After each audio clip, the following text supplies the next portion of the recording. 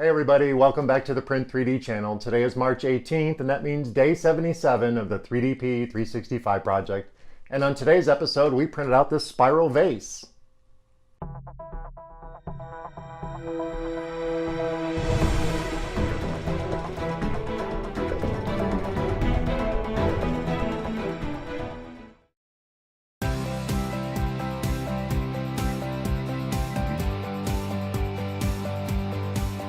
Welcome back, and thank you for joining me here for day 77 of the 3DP 365 project. I wanted to print something in spiral vase mode, and I just got some new filament from MatterHackers because they introduced a couple of new colors. And one of them is this pearl blue. And I saw these spiral vases up on Thingiverse, and I knew this was the perfect print for our new filament. So let's head over to Thingiverse, and I'll show you where to download the model. Then we'll tab over to Simplify 3D, and I'll show you my settings. Then we'll meet back here at the workbench, and we'll talk about the print. Okay, so here we are at Thingiverse. Here is the Spiral Vase by BigBadBison, and I'll put the link down in the description so you can download and print these yourself. And we're going to print this one here on the right, the red one, and we're going to use the solid model, that way we can do it in vase mode. And I know that sounds crazy, but I've had some issues with the vase mode versions being the walls too thin and seeing gaps in them. So I don't want to take that risk during a print.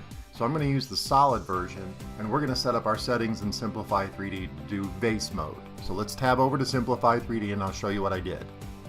Alright, so here we are in Simplify 3D, and if I double click on the model, you can see I've scaled mine up to 150% because I have a gMax printer and I have a large build area, so I'm going to use a little bit of it. And I don't want this to be too long of a print. It's already going to be an 8-hour shot, so let's check out my process settings. Here under layer height, we're doing a 0.2mm layer height with 0 top layers and 4 bottom layers and 1 perimeter because we're doing single outline corkscrew printing mode, aka the vase mode. And we will run a brim at 0 from the object by entering 0 in the skirt offset and 4 outlines. Obviously no infill, no support. My temperatures are 207 and 204, so I've made some adjustments to my PRO PLA settings from MatterHackers. In cooling, my 3-stage cooling system setup, and under speed we ran this out at 50 millimeters per second. So let's hit OK. Let's hit prepare to print and I'll show you how it's sliced.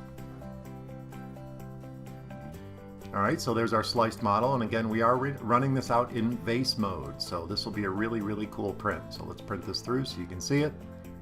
And I love this design, it is so cool. And our print turned out pretty spectacular, and I'm really anxious to show you the results. So let's head over back to the workbench and talk about the print. Alright, so we're back over at the workbench, and you saw my settings in Simplify 3D, and we did run this out in vase mode, so it has a single wall. But this is actually a very strong model, and I think it has a lot to do with the geometry of the actual model itself, the way these fins are made. Because this is pretty strong, and it's actually pretty durable. I mean, the bottom's a little thin. I probably could have added a couple more layers onto that. But other than that, blowing it up to 150% did not ruin the integrity or the strength of the model, so that's pretty awesome. The color itself of this pearl blue filament from MatterHackers is amazing, and I can't wait to use this on a couple other things. But as far as the print detail goes, you have to see for yourself. This is a 110% perfect print. Now I know we did this in vase mode, which turns off retraction problems and all those other issues that come up in 3D printing. It just spins and spins and spins and prints the whole thing out at once. But my gMax did such an amazing job on this, I am way impressed. If you didn't know this was 3D printed and I handed it to you, you probably would not be able to tell. That's how amazing this looks. Well, that about wraps it up for day 77 of the 3DP 365 project. Make sure you comment, like, and share those videos, and I'll see you tomorrow.